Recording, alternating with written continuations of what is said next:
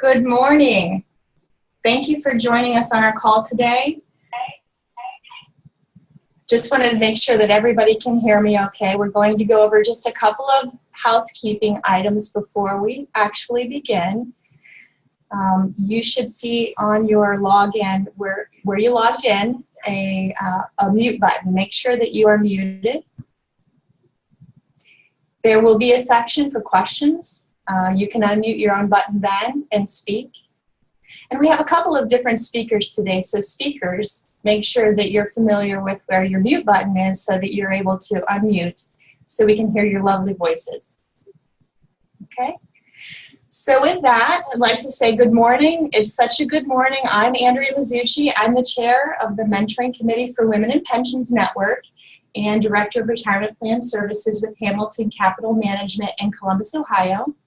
And I became a member of WiPN many years ago while I was on the internal retirement plan sales desk at Nationwide Insurance.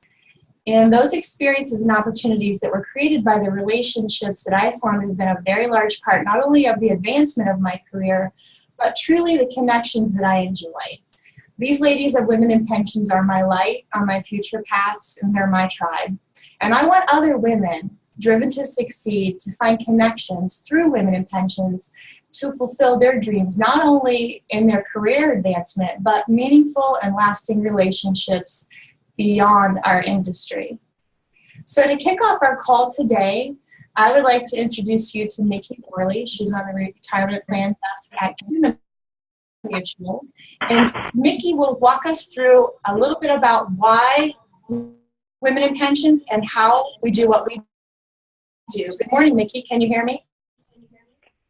I can. Good morning, everybody. Thank you, Andrea, for passing it over to me. So I've been on the mentoring committee for a couple of years now, so thanks for having me back, and I'm excited for our first webinar of the year. So just a little history of Women in Pensions Network for those who are new to Women in Pensions and who are looking to get more involved on an ongoing basis. So we were founded in 2009 by a group of awesome women in the industry that are leaders seeking to create a forum for women in the pension industry to network and cultivate professional and personal growth. We're an established 501c6 nonprofit with a network of, can you believe it, 1,700 plus women. Thank you, everybody. And please make sure you reach out to your women coworkers, business partners, anything, anyone that you know in the industry that is a woman. Let them know about WiPN. It's such a great organization for women. So membership represents all segments of the retirement industry, including early, mid, and senior level women across service providers. So that's record keepers, TPAs, DCIOs, ERISA attorneys, others, and financial advisors and consultants. And I'll just throw in a side note that we don't have enough financial advisors in WiPN. So again, reach out to your women financial advisors and let them know about WiPN.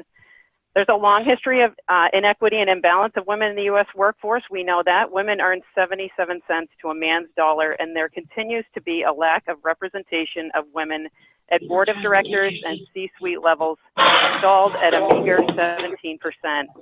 Obstacles include a lack of mentorship and sponsorship both within their organizations and the industry. It's hard to find peers, mentors, and advocates to support reaching goals.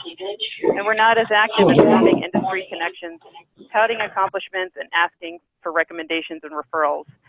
WiPN members have access to exclusive networking events, mentoring opportunities, we're on the mentoring committee, and interesting webinars just like this. So it's unique opportunities to connect and learn from one another. So again, I hope that you please spread the word about this wonderful organization. And with that, I'm going to hand it back to Andrea. Okay, great. Thanks, Nikki. I'm juggling a couple of screens here. We thank you for joining us. We're very excited this year. The Mentoring Committee connects our members to mentors that are going to share how they have navigated their careers in this industry and how to recreate steps for you that open and continue their ways to success, and how to recognize and avoid those that took them off their path.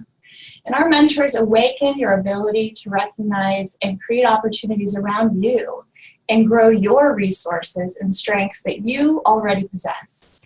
We also provide this webinar series. This year we designed a 4-part series, so make sure that you tune in to the emails that you're getting so that you can join us. It's based on a concept of Dr. Bruce Tuckman's stages of group development for building a strong and successful team environment in your role and in your future roles.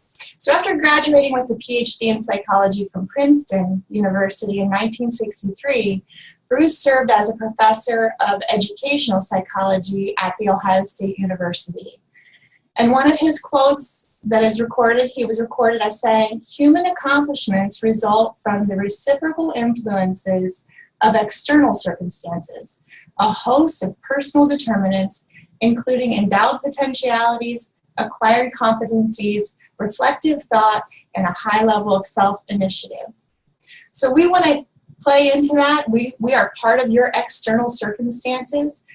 We can't choose your personal determinants or your potentialities, but we can help with your acquired competencies and your external circumstances by connecting you. So each webinar is going to address one of the Tuckman developmental stages as it relates to success in a new role in a team or a company, to individual achievement, and lastly, as it relates to existing teams improving and getting better together. So we invite you to join us in 2017 for this journey through our 4-part conference call series that will radiate the energy that you desire to build a strong and successful you. Our guest speakers will be experts on offering insight and inspiration to challenge your growth toward a life you love. So, very excited for today's call.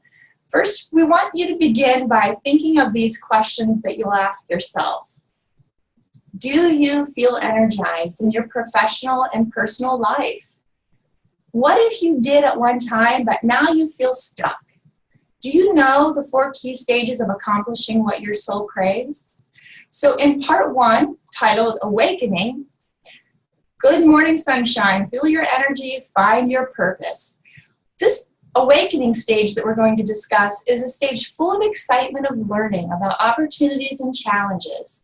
It's about agreeing on goals and exploring the best way to tackle the tasks ahead. And this is a stage of being very motivated and enthusiastic, but not daunted by the issues and objectives ahead. So we have a couple of amazing speakers today.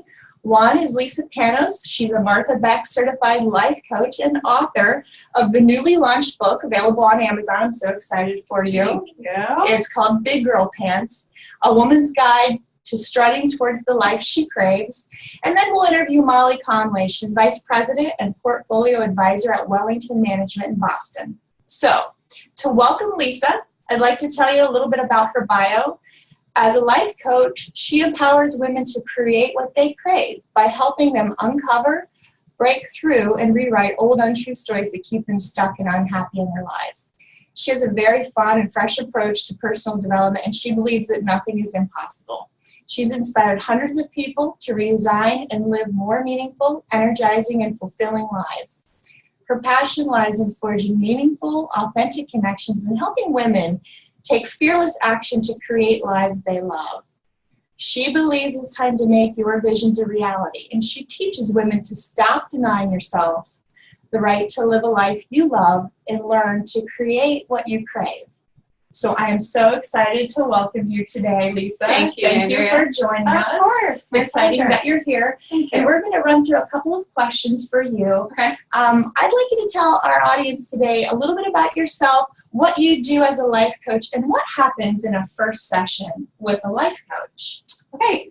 Thank you for having me again. A life coach, to sum it up, is someone that helps you kind of figure out what it is you want to do in your life and how you're going to get there. So a psychiatrist or a psychologist kind of works with your past, but a life coach kind of figures out where you are right now and where you want to be. Okay. So when I work with people, we sit down together, we talk about where they feel stuck in their lives, what areas they want to improve, and just get an idea of where they want to be. So we kind of go through a process of who you are, first of all, figuring out who you are, your authentic self, who you really want to be.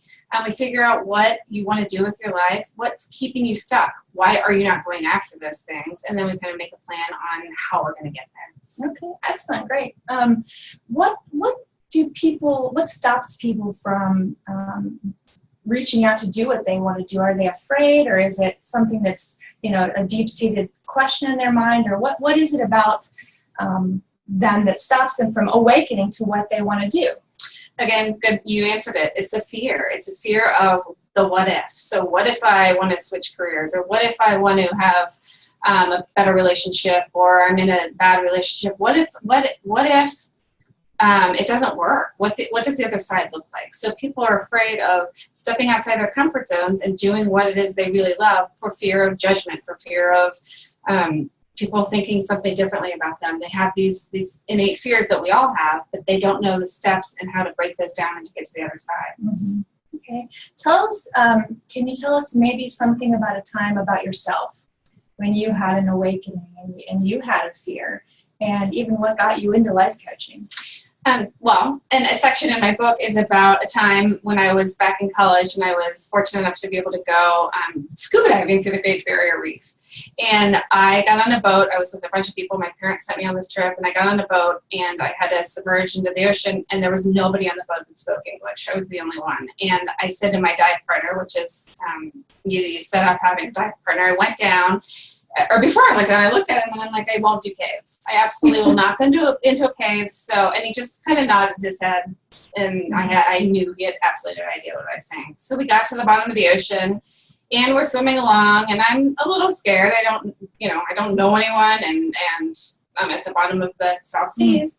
And lo and behold, right in front of us, I see this grand opening, and I think, oh my gosh, it's a cave. And my partner did not even acknowledge my fear, and maybe he didn't even know it, but he started swimming through the cave. And to me, it was this panic, the sheer panic of, I'm about to go into a cave. I'm scared. I'm really scared. And so as I went through the cave, I was breathing super heavily, and I was like, I'm going to die, and I slowly caught myself breathing, and I noticed my breaths, and my mindset switched to, maybe I'm not going to die. Maybe I can go through this. And as I switched my mindset and my thoughts, I realized, I'm really lucky. I'm in the bottom of the ocean. I can do this. And as I came out the other side, there was this great barrier reef with the most beautiful fish and life down there. And I used that kind of in my own life as a, you know what? I had to go through this scary thing. I didn't really know what was on the other side. I didn't think I was going to make it, but I had to go through it. I had to face my fear, and I had to go through it. And when I came out the other side, I realized, oh my gosh, this is the most beautiful thing. And I think in all of our lives, there's something ahead of us. There's something we want to do, but we're scared to death. And going through that metaphorical cave is the hard part. But once you get to that other side, it's beautiful. And I help people understand that the journey's the hard part, that's the scary part, but the outcome of whatever it is you want to do and fulfilling your life and making yourself happy is beautiful. So I love it. I love that story. Thank you. A great story. Thank you.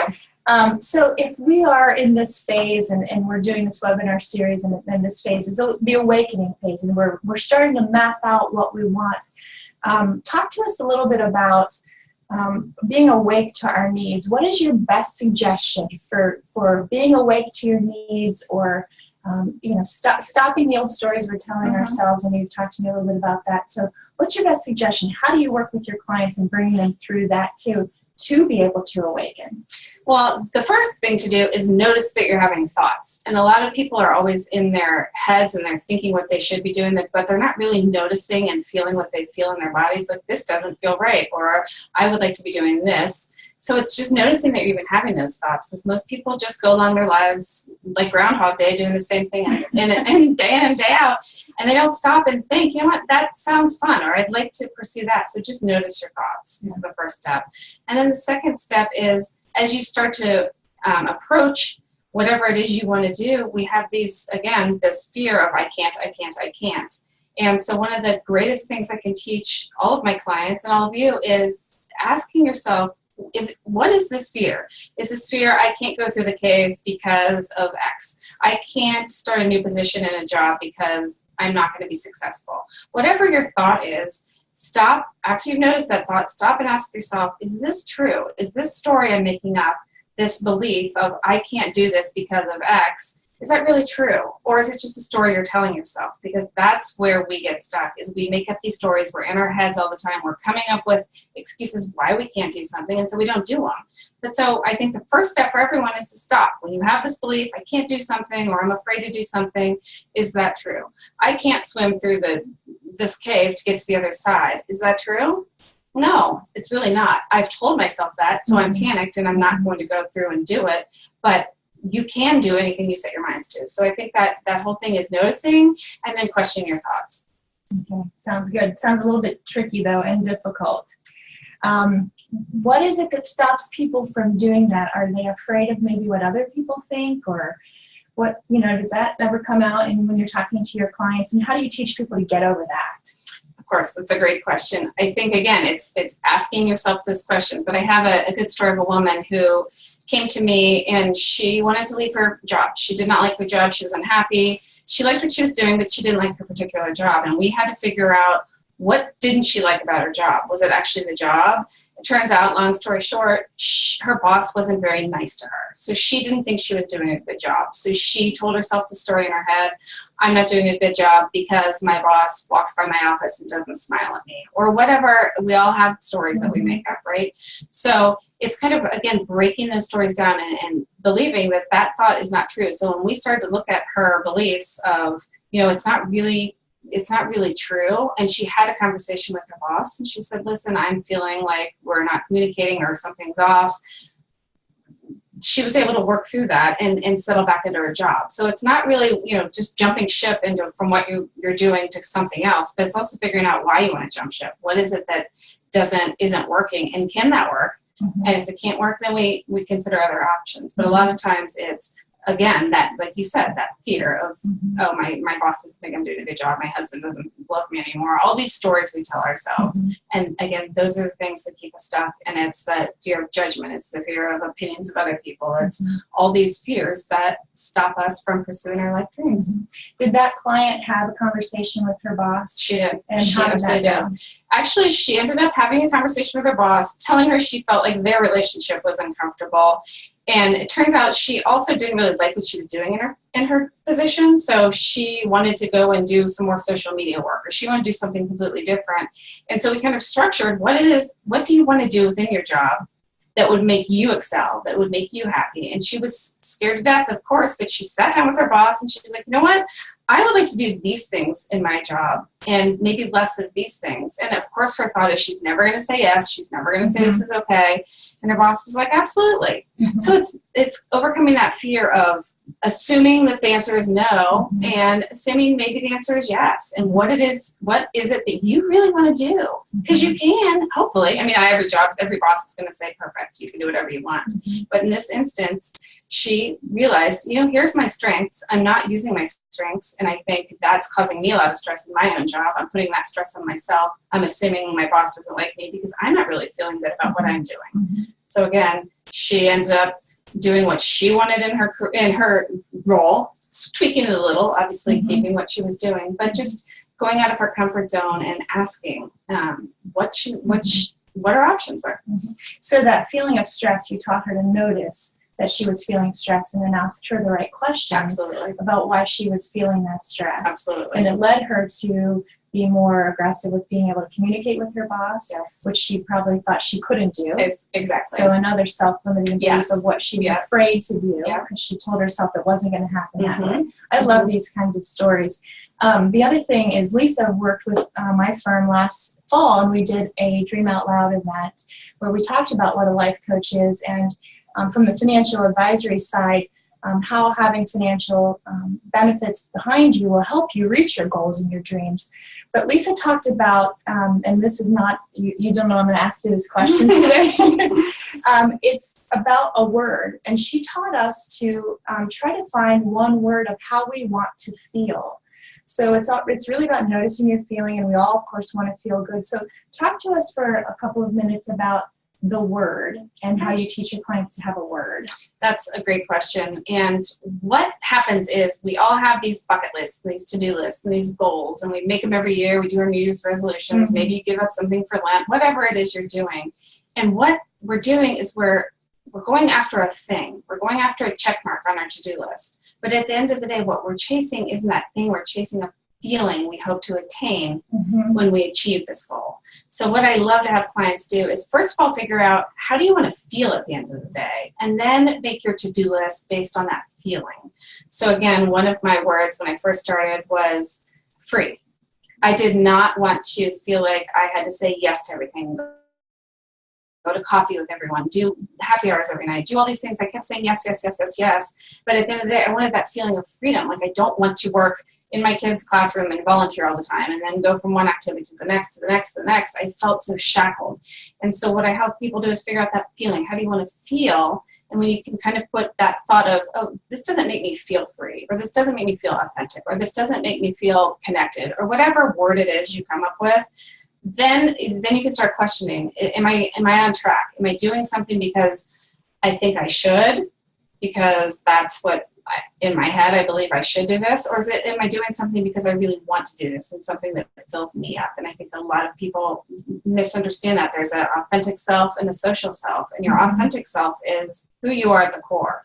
Who makes decisions? You make those decisions. And your social self is who you are based on who you think you want to be or you should be. So that society dictates that. Right. I should be X because this is what society says. And we have this misconnect because we're wanting to be who we are, but we're doing what we think we should be doing. And that's where we kind of get off track. So really figuring out how you want to feel and figuring out who you are authentically is really one of the first few steps. And I talk about this in my book as well. Or those are the steps of figuring out where you want to go. So once you kind of figure out who you are and how you want to feel, then you kind of figure out next, I want to X. And then we kind of break down the thoughts or the beliefs or the barriers that are keeping us stuck into going into that next step. Thank you. I love that. And then you told a story at that Dream Out Loud event in the fall about exercising. Yes. And if you wouldn't mind, I'm going to ask you to share this story about exercising and your body image of yourself.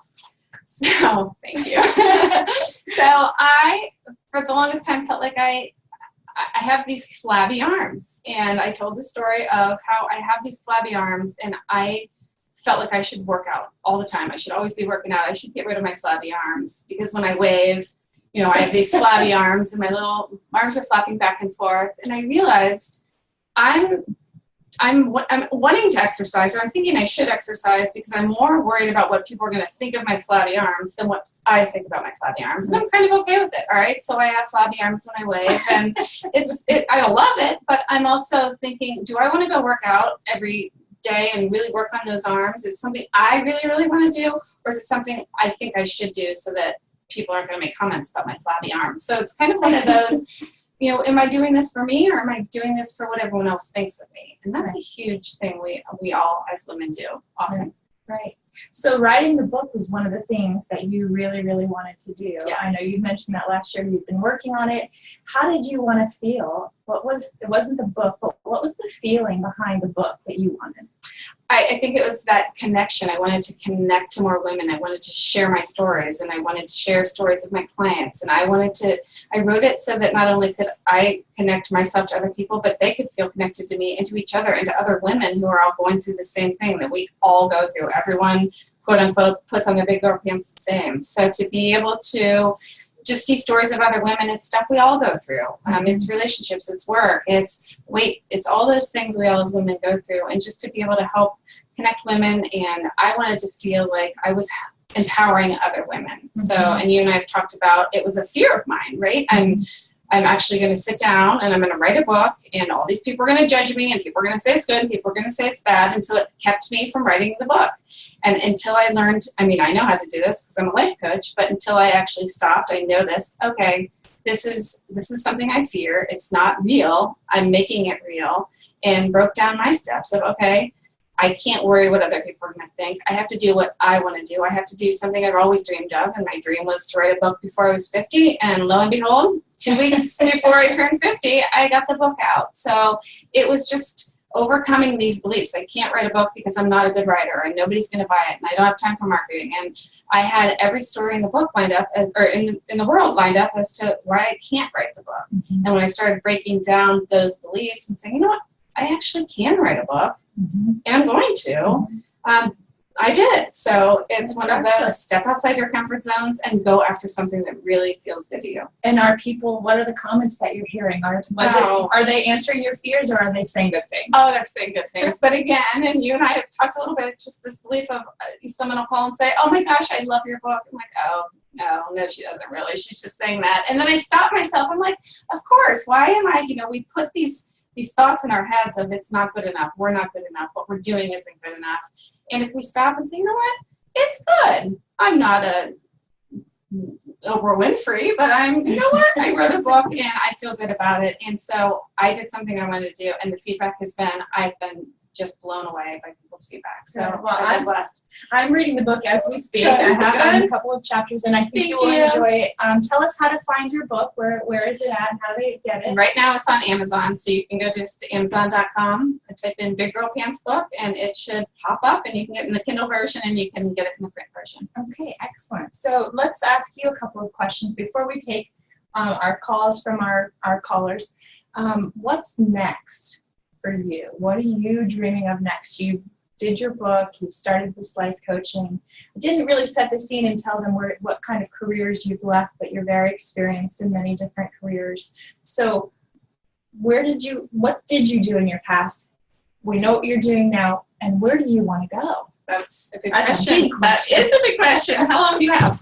Okay, so I've been an editor. I've been an English teacher. I've been a travel agent. I kind of just always followed what I felt I wanted to do at that time. So what I would love to do moving forward is to take my coaching and my love of travel and to be able to do workshops in nice, warm, sunny places and have clients sign up to do that. So that's my next step. So I've written the book, check that off, love it, love how it's made me feel, and now I really want to do workshops in the Bahamas, somewhere warm and in the winters, so that I can help empower other women and they can get out of the cold air if they're in the cold and go join me. That's my next step. That sounds great. What's the first thing that you're going to have to do to make that happen? Goodness. Well, the first thing I'm going to have to do that's a very good question. I'm going to have to start traveling to find where I want to travel. No, just kidding. I'm going to have to just decide that that's what I want to do. That's the next thing, and how am I going to do that? So again, it's starting with, I know that this is what I want to do. What are next steps? Figure out where I want to go. Figure out what I want to teach. Figure out all those pieces and parts, and then overcoming what if nobody signs up? Again, all those typical fears we have, and then scheduling it and moving forward and seeing where that goes. Excellent. Well, I think we have probably about 50 to 100 women in our organization that may love come down to someplace warm and enjoy a nice session with life coaching. So thank you, Lisa, for today. I wanted to open this up now to callers. Don't be shy. Typically on calls, this is the part where we hear crickets. But I really want somebody to think, to act like you're having a first session with your new life coach and ask her a question that you've been wondering about, or how to get over a fear that you've had, and take advantage of these next 10 minutes that we have with Lisa to answer questions from our callers. So do we have anybody that would like to unmute themselves and speak up?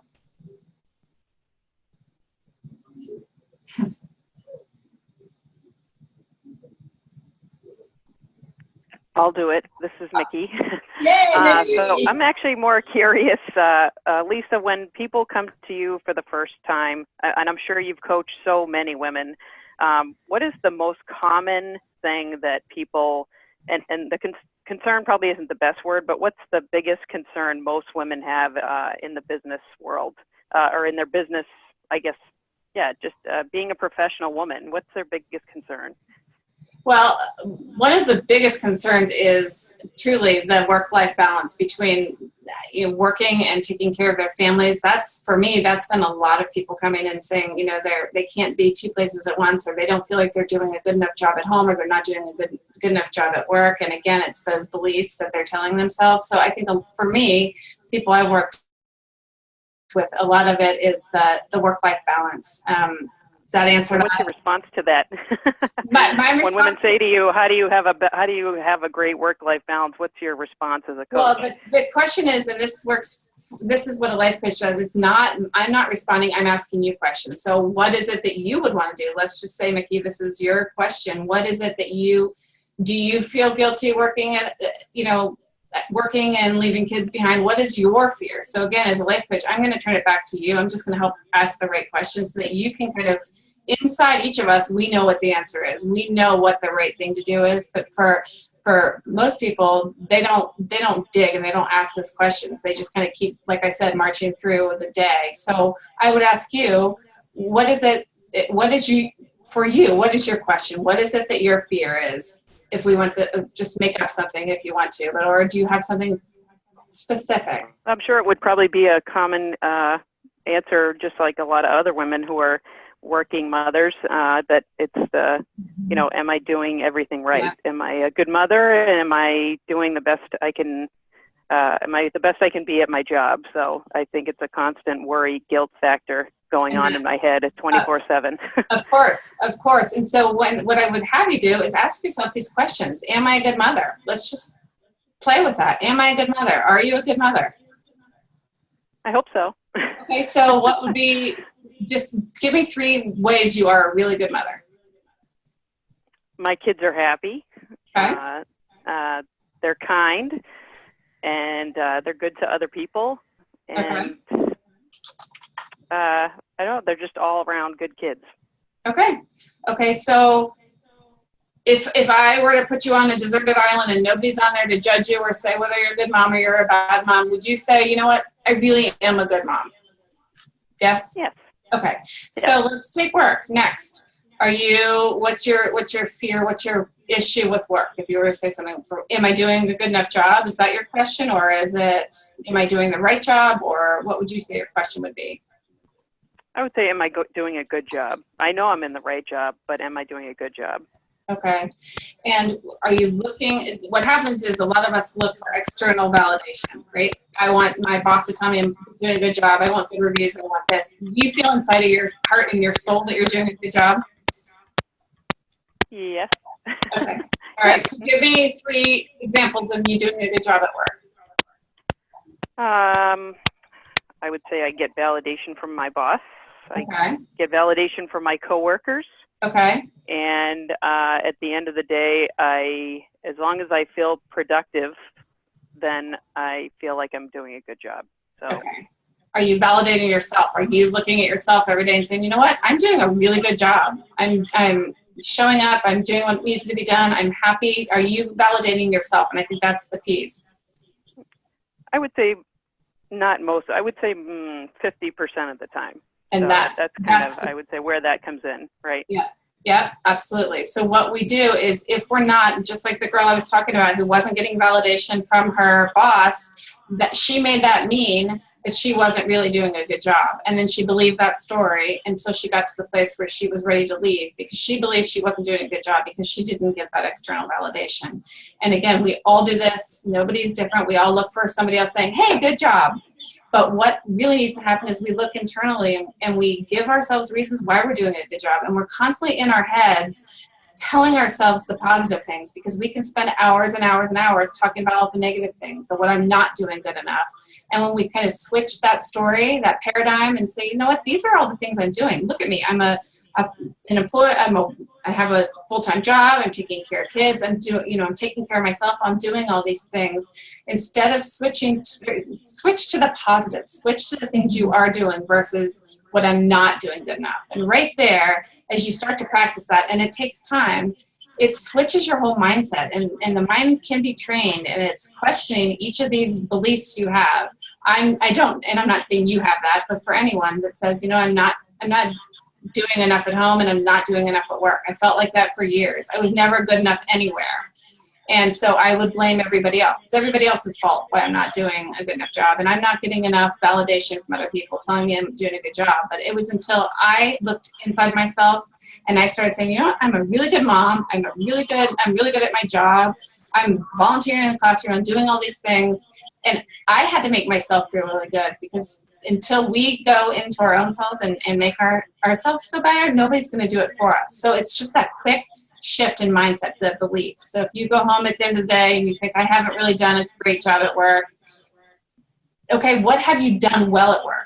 Does that make sense? When you're switching that paradigm, that story, you start to live more positive, meaningful lives versus I'm not doing this well enough. Does that make sense? Absolutely. Okay. Thanks. Okay, great. And also, I just received a chat message from Kristen. Kristen, I've unmuted your availability here. So would you like to ask Lisa a question?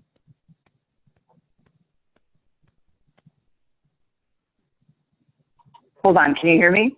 We can hear you. Yep. Okay, oh good, wonderful. Okay, good. So I was, good, Lisa, so I was keying in on your comment around, you had some fear around what your body image, and Yep. I was sort of thinking to myself, like, as a female, we're so accustomed to being judged by our physical appearances.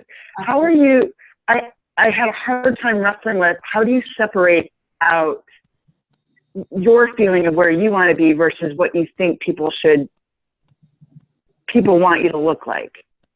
Does that make sense? Yeah, that makes total sense. And that goes back to the internal validation. You know, we all, everyone on this phone, everyone can think of something that isn't great about themselves, right? Very easy to do. But what I finally learned is the more I learned to love myself and the more I learned to give myself support, those external things didn't mean as much. So I can stand up. I stood up at Andrea's conference and I waved my flabby arms and I thought, you know what?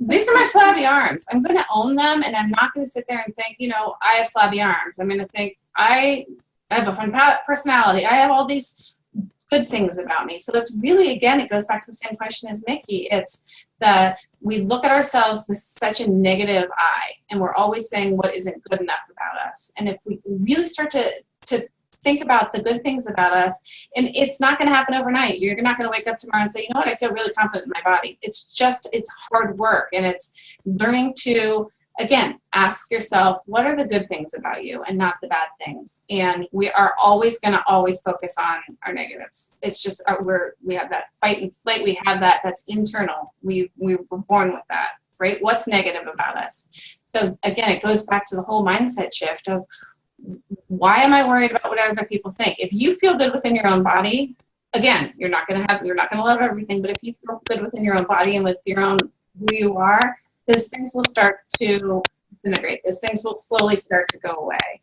But you have to notice, you're noticing you have that feeling right there, right? I'm noticing that I may be judged physically or whatever it is. You're noticing that. And then ask yourself, what is it that I'm being judged about? And is it true? Is everyone on this phone judging you on your appearance? Nobody can see you, but it's that question. Are people really judging me? Is that true? Or do you just think that's true? So for when I stood up and talked and I waved my arms, all I'm thinking of is my flabby arms. And then I start to think, you know what, maybe no one's even paying attention to my flabby arms. They're listening to me speak, right? So right there's that shift of, I'm thinking about my flabby arms, and maybe some of the people did, but if I don't allow myself to think, oh my gosh, everyone's noticing it. So if we go about our days thinking everyone's talking about you, everyone's noticing you, is that true? Everyone is so concerned about their own selves. Nobody's really noticing these things about you, but we believe that they are. Does that make sense? Yes. That was a great question, Kristen. Yeah, that was a great question. We all have that. We have time for a couple of more. We have lots of callers on the phone today. I'm seeing lots of names. So if anybody wants to unmute themselves and speak up, we can go for another couple of questions.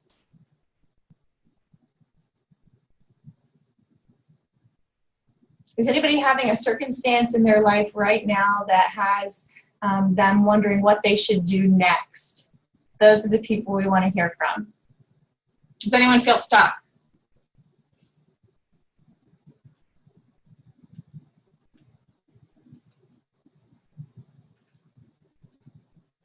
Okay. No one is stuck. No one's stuck. That's awesome. That's good. I told you we were a very empowered group of Yes, women. you are. That's great. So if you do have one, how would we get a hold of you to ask it? Go ahead and send me an email, lisa@lisapanos.com, and I would be happy to answer your questions. And if you think of something after we get off this call and it just pops into your head, please feel free to send me an email. I'd love to help. Great. Thank you. Well, it was so nice to have you on our call Thank today. We you. really appreciate it. Good luck with the launch of your book. Thank and you're having a you. book party coming up I soon. am. So that's all good for you. We're Thank so you. excited Thank for you for having me. You're welcome. So I'm going to stop the video at this point. What we're going to do now is interview Molly Conway. We're very excited to have Molly. Molly, can you hear me? I can. Can you hear me? I can. Good. And I'm going to start the video back up. Lisa's going to continue to stay with us on the call. So all those people that are joined on the video portion, you're welcome to stay on. Molly is the new mentoring committee member, and she's also the vice president and portfolio advisor for Wellington Management. For some information about her bio, as a portfolio advisor with Wellington, Molly works closely with portfolio managers and the firm's macro analysts to articulate their investment strategies to clients and prospects. Within the portfolio advisor group, she covers many strategies and asset classes spanning domestic and international equities and fixed income. She represents the firm's global investment capabilities and advises clients, prospects, and consultants on global investing concepts. Here's where we get into the interesting part of where we're talking with Molly today. Prior to joining the firm in 2016, she spent 9 years at Pioneer Investments in several capacities. Most recently, it was on a sub-advisory and a retirement consultant business development effort. And in that role, she managed many of Pioneer's largest record-keeper relationships. Previously, she held the roles of portfolio consultant, supporting Pioneer's defined contribution investment-only business, and regional sales specialist, supporting Pioneer's independent and broker-dealer presence in Georgia and South Carolina. And Molly joined Pioneer in 2007 as a divisional sales associate. So why we're speaking with Molly today is we want to have her share her experience, not only as a previous Women in Pensions mentee. She actually went through the mentoring and mentee process, but we want her to tell us how her mentor helped her awaken. And what she's going to speak about is awakening to an opportunity for her growth when she was in a new role. So she chose a role, she took the role, and then there was an awakening even after that process. So we're going to hear how Molly's mentor led her to realize her true concern and to grow this solid, confident, personal and professional perspective that Molly now has.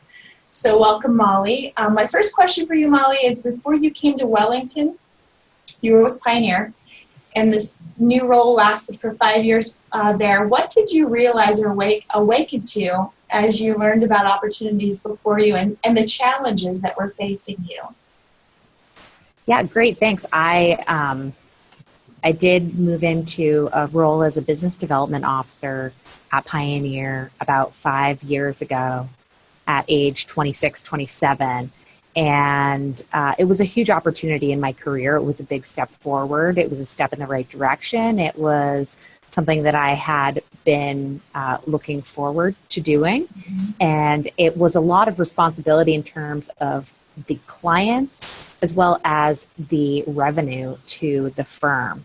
And so during that time, I not only was faced with this opportunity, but definitely had the challenge of a new role, limited experience, what I felt like was limited credibility, intimidated by new clients, home office clients, peers that had more experience. And so there definitely was this fear factor. I have to say there's a lot of parallels between what Lisa has said and what I was feeling when I first came into this role. And I was very thankful to have an informal mentor at Pioneer Investments, Kim Gannis. She's a member of Women in Pensions, and she suggested that I get involved with the network, learn about my clients, build relationships with the other women. And so I did that. And I have to say, I'm so thankful that I did that.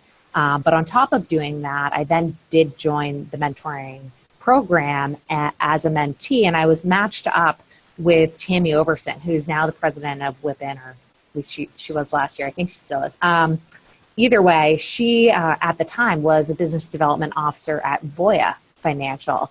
And so we were facing off. Voya was one of my clients. It was just a really good match, and it fit our schedules. I was naturally in contact with her and naturally was visiting her home office on a regular basis. So we're able to do these both monthly as well as in-person quarterly catch-ups that really helped me to, get a little bit more comfortable with the newness of the role, and also helped me build my network in the new part of the industry that I just entered.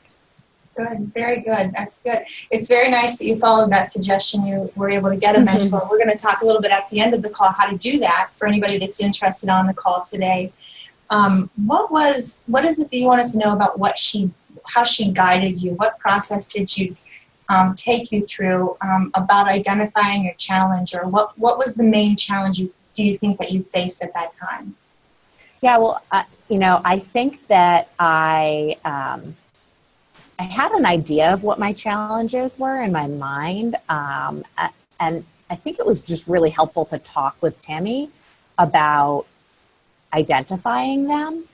And so after several soul-searching conversations, I realized that it actually wasn't a fear of inexperience. It wasn't a fear of being underqualified or being a woman. It was this concern that I was young. And just identifying it was the first step towards overcoming it. And then I think a lot of what Lisa said actually fits into this, is that my youth actually wasn't going to prohibit me from doing the job and doing it very well. So I think that kind of just disarmed my fear a little bit, and it was super helpful. That's great.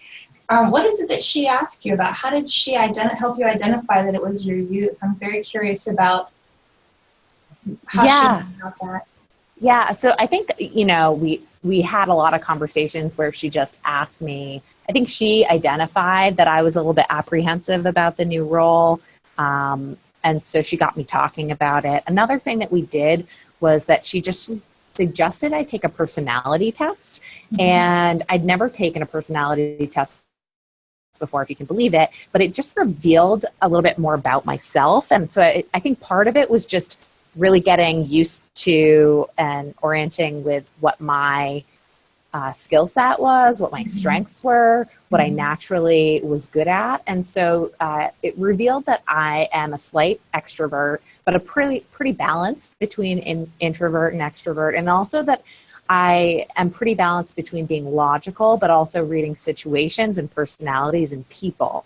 And so I think that part was actually pretty powerful, and that I think those are really important attributes to have to be able to build strong relationships and read situations, but at the same time still be able to make a clear action plan about how to move forward with an opportunity. And that's an interesting thing you just mentioned about an action plan. Did you and Tammy work together on your action plan? I mean, we definitely did share names of contacts at different firms. She put me in touch with different people through the Women in Pensions Network. So that was definitely an action plan. But I also think that I just naturally, I'm a doer as well. And so it gave me peace of mind that that was something I'd be able to put into practice in my job, my day-to-day as well. And I have a question that you don't know I'm going to ask you. Since I made Lisa on the spot, I'm going to put you on the spot for a moment. And I wanted to know, after you've gone through this process of having a mentor and this regular connection, are you more aware of helping other women who may be younger? Is it that subset of women that you're looking to help, or do you notice that yourself trying to coach up other women, trying to help them since you've been mentored? Yeah, actually, I'm really glad you asked that, even though we didn't talk about this beforehand. But since moving on to a new role, I definitely feel like I've kind of, restarted myself. So I'm definitely back in a situation where I'm more going through the awakening period, maybe moving on a little bit to rule breaking now that I've been here almost a year. But I will say that I am very much determined to help my former colleague who came into my role, and to make sure that she feels confident she can do it. She's of similar age to when I came into that role. So I feel very strongly about that.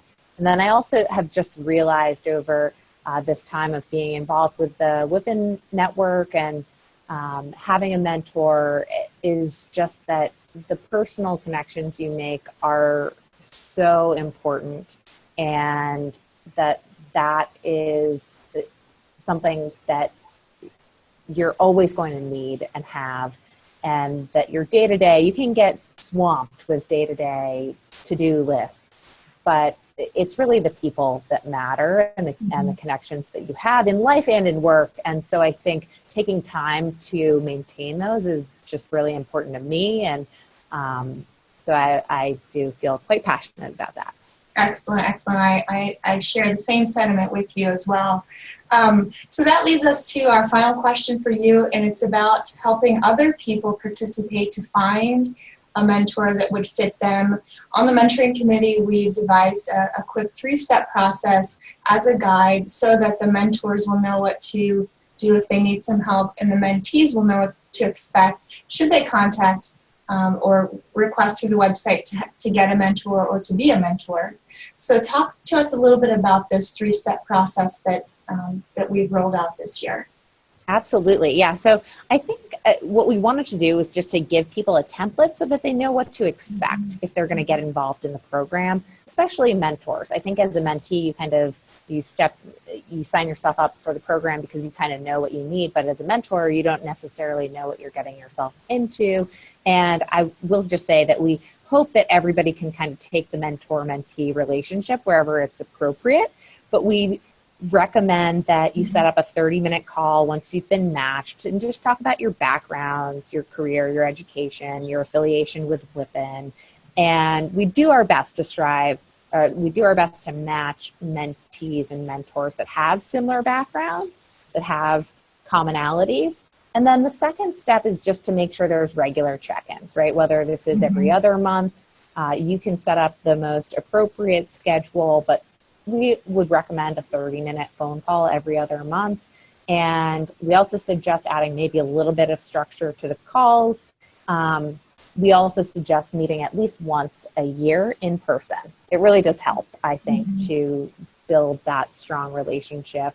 And then the third step is just some of the programming that we recommend. And I talked about some of these, but we do recommend maybe taking a personality test. There's a few that are online that are free. You can also set up the review of maybe industry research or literature between calls so that you can have something to discuss on a call. And then also sharing contacts, I think, is really important. Who might be a good person to build your network with, make introductions via email or in person.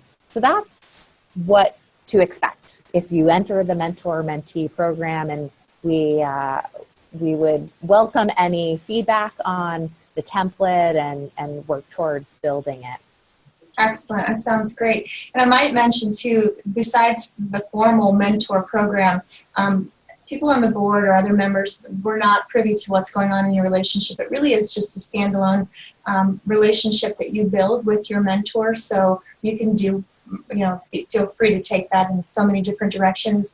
I might also mention that there are several local events that Women in Pensions sponsors, so be certain to look on the website for those events. They could be pop-up meetings, they could be central chapter meetings. So, and if there isn't one in your area, I would suggest that you try to create one. I know that we all have people that we do business with in certain areas, and just create a pop-up event. Contact Women in Pensions through the website and do that so that you can meet other people in this industry that are close to you that may be able to help you and continue that networking process.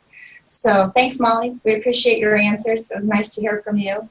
Our next call will be sometime in June. The date has not been set. It will be part 2, which is called Rule Breaking, Find Your Purpose, Change the Rules.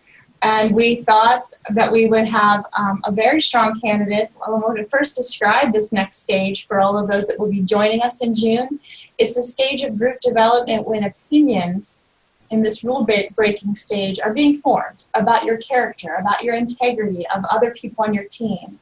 And they're also not just being formed mentally, but they're being voiced. So things are becoming a little bit more apparent. Ways to who's dominating or maybe even shirking responsibilities, those comes out in the team environment at this time. Many questions might arise. Questions about why things are being done or who's doing it, or decisions that are being made of the leader. So it's not uncommon that disagreements or personality clashes will arise in about 50% of the teams, any team that is in this stage. So we wanted to address that as a very important thing. It also builds tolerance during this stage. So it's not completely chaotic or conflicted or contrasting. There's tolerance that's being built for the differences, and that should be emphasized towards moving toward a resolution and being more comfortable in participating together during that stage. So it's one of the most necessary and important stages. We hope you join us for that call in June. As this discord subsides, it really does yield beautiful results. And so the next call is going to be very interesting. We look back on this stage, if you've ever been in this stage in your career in a new role or even in a personal situation. It really is an exciting time. Things are really testing your mettle, right? So we're going to be interviewing an important woman in our industry on that call. I'm going to let Molly wrap up our call, but before I do that, she's going to introduce who this person is. But before I do that, I just want to say it's been a very wonderful pleasure and privilege of mine to deliver these amazing speakers to you today, and it's my hope that you were inspired by the call. Don't forget to request a mentor or become a mentor on the Women in Pensions website. You can do that, or check in with your local chapter and get connected to some of those events. And so thank you so much, everybody, for joining us on our call today. Look forward to hearing from you in June. And then, Molly, I'll allow you to announce our next speaker in June. Great, thanks. Well, our next speaker is Amy Dominy, and I'll just give a quick bit about her. I find her to be extremely interesting and inspiring. She is the founder of Dominy Impact Investments, which is a women-led investment advisor, asset manager, which is actually still rare in 2017. So I think that in and of itself will be interesting to hear from her a little bit about her background. She graduated from Boston University MBA program in 1980, went on to become one of the first female financial advisors, and she's the author of several books, including Ethical Investing, which she published in 1984. She's one of the creators of the first socially responsible investment index, which initially was called the Dominy 400 Social Index. Today, you may know it as the MSCI KLD 400, which has actually outperformed the S&P 500 over the last 20 years. Today, there's over 500 socially responsible funds out there. She's really been a proponent of making ESG, environmental, social, and governance standards become mainstream. Morgan Stanley estimates that in 1995, there was about $500 billion using sustainable investing criteria. Today, that has grown to 8.7 trillion. And of asset managers that were surveyed by Morgan Stanley, 60% of them are planning to offer new sustainable investment strategies within the next 12 months if they don't already offer them today. So she really has been a trailblazer. They've also done a ton of engagement with the companies that they invest with. And so over the years, she's had a real impact on companies and the way they operate. They convinced Toyota to stop supplying to the Burmese military regime. They convinced the largest steel manufacturer in the U.S. to stop their suppliers from using forced labor. They convinced Kimberly-Clark to implement sustainability measures and limit deforestation. And in 2005, she was named by Time magazine to be one of the world's 100 most influential people. So we're really excited to have Amy join us on our call. And she's really a trailblazer, both personally and through her work as a pioneer in responsible investing. Great, thank you. We're looking forward to that. Thank you, everyone, for joining us. We're going to be mindful of our time, and we're going to give you 2 minutes back in your day. So enjoy the rest of your day, and don't forget to create what you crave. Have a good day.